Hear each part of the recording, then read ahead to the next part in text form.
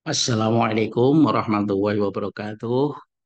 Salam sejahtera untuk kita semua, para pemirsa. Berikut ini akan dilanjutkan video yang kedua, yaitu penjelasan tentang kunci jawaban ujian tengah semester Fisika 1 Teknik Industri, semester Gasal tahun akademik 2024-2025. Pada video yang pertama telah dijelaskan tentang naskah soal ujian tengah semesternya, kemudian penjelasan soal nomor satu, soal nomor 2. Nah, berikut ini akan dilanjutkan dengan penjelasan untuk soal ujian tengah semester nomor 3.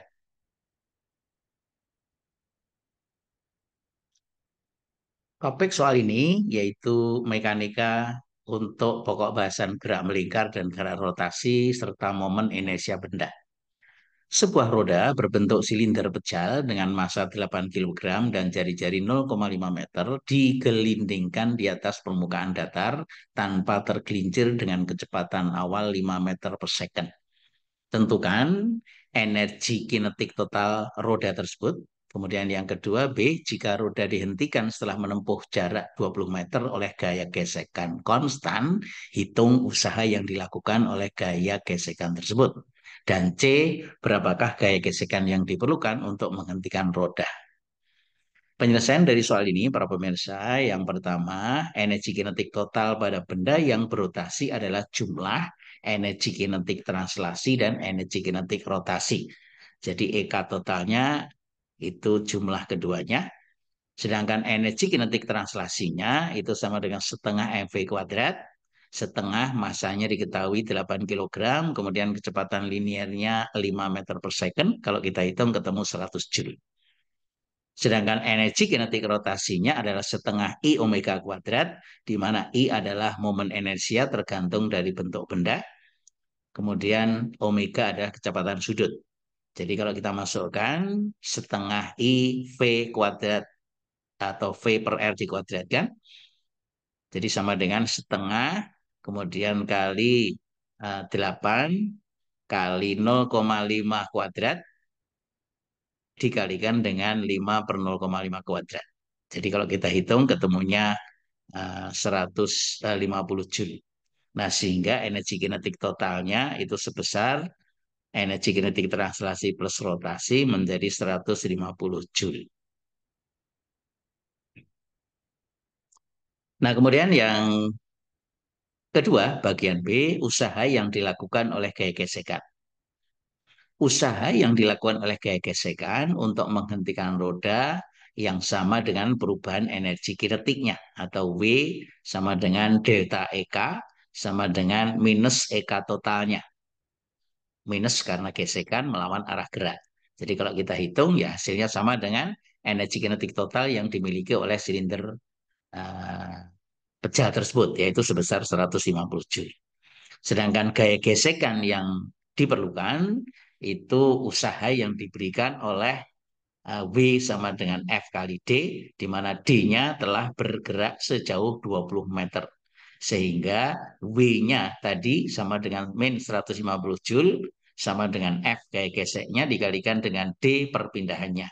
Nah, sehingga dari persamaan ini, gaya gesek yang dibutuhkan untuk menghentikan sebesar 150 dibagi 20. Jadi ketemunya 7,5 Newton, minus artinya melawan arah gaya gerak atau arah gerak benda. Nah, itu adalah uh, gaya gesekan yang dibutuhkan untuk menghentikan roda tersebut. Demikian para pemirsa. Kita akan lanjutkan dengan soal nomor 4. Topiknya mekanika tentang gerak melingkar dan susunan roda-roda silinder. Sebuah sistem terdiri dari 5 roda, yaitu roda A jari-jari 10 cm, roda B jari-jari 20 cm, roda C jari-jari 30 cm, dihubungkan seperti pada gambar di samping ini, sepusat A, B, dan C. Kemudian dihubungkan dengan roda D yang bersinggungan dengan ketiga roda tadi, jari-jarinya 15 cm. Kemudian roda E memiliki jari-jari 25 cm yang dihubungkan dengan roda D melalui tali atau sabuk tak elastis yang tidak melar. Diketahui roda A berputar dengan kecepatan sudut sebesar 120 rpm atau putaran per menit searah dengan arah jarum jam. Yang ditanyakan adalah yang pertama, tentukan kecepatan sudut roda B, roda C, roda D, dan E. Sedangkan B, jika roda E berputar berlawanan arah jarum jam atau arah jarum jam, hitung frekuensi dan periode roda E. Penyelesaian soal ini, para pemirsa, yang pertama kita akan menghitung kecepatan sudut roda B, C, D, dan E.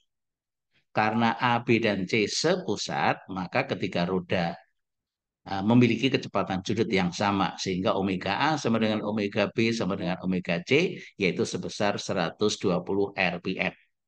Sedangkan kecepatan sudut roda D, karena bersinggungan langsung dengan roda C, sehingga hubungan antara roda C dengan roda D adalah bahwa kecepatan linier roda C dengan D sama besar.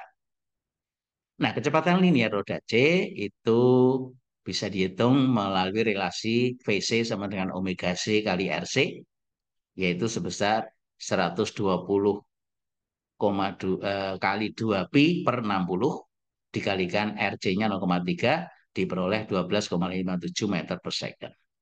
Nah, sedangkan kecepatan sudut roda D itu sama dengan VD omega D kali RD. VD-nya sudah dihitung, yaitu sebesar VC 12,57, sedangkan omega D kita cari dan RD-nya diketahui 0,15. Nah, sehingga dari persamaan ini kita peroleh kecepatan sudut roda D sebesar 83,8 kali 60 per 2 pi. Itu kalau kita bulatkan diperoleh 800 rpm atau putaran per menit. Nah, untuk jawaban pertanyaan B, para pemirsa, frekuensi dan periode roda E. Roda E dihubungkan ke roda D melalui tali, sehingga kelajuan linier di tali sama untuk roda D dan roda E. Maka VD sama dengan VE. Nah, sedangkan kecepatan linier roda E diperoleh dari relasi VE sama dengan omega E kali RE dengan VE sama dengan 12,57 yang sudah dihitung sebelumnya, para pemirsa, maka diperoleh persamaan 12,57 sama dengan omega E kali RE sebesar 0,25 dalam satuan meter, maka diperoleh omega E-nya sama dengan 50,28 radian per detik.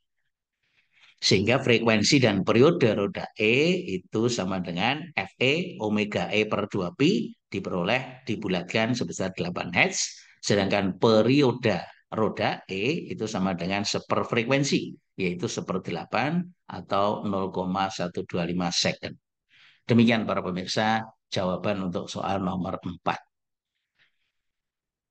Kita akan lanjut dengan soal yang terakhir, nomor 5, yaitu bidang mekanika untuk pokok bahasan momentum dan macam-macam tumbukan. Sebuah mobil sedan dengan massa 2 ton berhenti di tengah jalan. Tiba-tiba dari belakang ditabrak mobil truk molen dengan massa 10 ton yang berjalan dengan kecepatan 36 km per jam. Sopir truk tidak sempat ngerem dan terjadilah kecelakaan. Hitunglah kecepatan masing-masing kendaraan setelah terjadi tabrakan jika yang pertama, para pemirsa, tumbukan yang terjadi tidak elastik. Sedangkan B, kalau tumbukan yang terjadi adalah elastik sempurna. Nah, ini adalah gambaran dari kedua kendaraan yang dimaksud. Jadi ini massa mobil sedannya 2 ton, kemudian massa truknya 10 ton, kecepatan truknya 36 km per jam. Nah, kalau kita konversi kecepatan dari truknya itu menjadi 10 meter per second. Nah, untuk yang pertama, tumbukan tidak elastik. Maka berlaku hukum kekekalan momentum, kemudian persamaan dari hukum kekekalan momentum itu sama dengan massa mobil sedan kali kecepatan mobil sedan ditambah dengan massa truk kali kecepatan truk sebelum tumbukan sama dengan massa sedan plus massa truk dikalikan kecepatan akhir karena tumbukan tidak elastik, kedua benda bergabung menjadi satu bergerak bersama-sama. Nah, kalau kita masukkan nilai-nilainya, para pemirsa, kecepatan mobil sedan 0 kali 2000 tetap 0, massa truknya 10 1000 kilogram kali kecepatannya dikonversi 10 meter per second sama dengan jumlah massa kedua kendaraan 2 ton plus 10 ton kali kecepatan akhir kedua kendaraan setelah bergabung. Nah, dari persamaan ini kita peroleh kecepatan kedua kendaraan bergabung setelah tumbukan itu sebesar 100.000 dibagi 12.000. Kalau kita bulatkan menjadi 8,33 meter per second. Kemudian yang kedua, para pemirsa, jika tumbukannya elastik. Jika tumbukan elastik, maka berlaku persamaan hukum kekerasan momentumnya adalah massa mobil sedan kali kecepatan mobil sedan sebelum tumbukan ditambah massa truk kali kecepatan truk sebelum tumbukan sama dengan massa mobil sedan kali kecepatan sesudah tumbukan ditambah dengan massa truk kali kecepatan truk setelah tumbukan. Kalau kita masukkan nilai-nilainya, massa sedan 2000, kecepatannya 0 karena berhenti, massa truknya 10 ton, kecepatannya 10 meter per second, sama dengan massa sedan 2000 kali V sedan setelah tumbukan ditambah massa truk 10.000 kilogram kali V kecepatan truk aksen setelah tumbukan.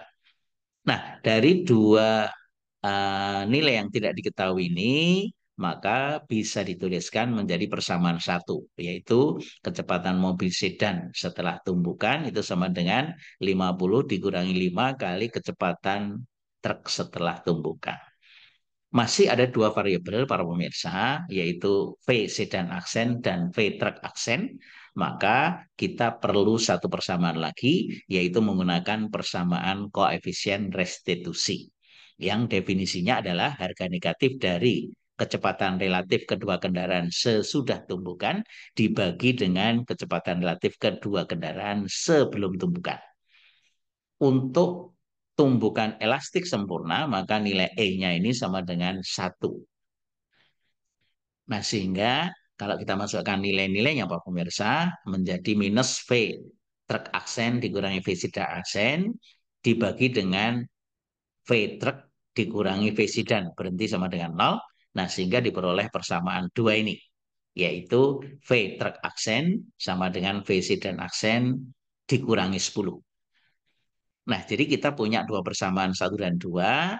Dengan substitusi persamaan 2 ke dalam persamaan 1 akan diperoleh VC dan aksen itu sama dengan 50 minus 5 kali VC dan aksen min 10 setelah substitusi, maka akan diperoleh kecepatan mobil sedan setelah tumbukan itu sama dengan 100 per 6 atau 16,67 meter per second.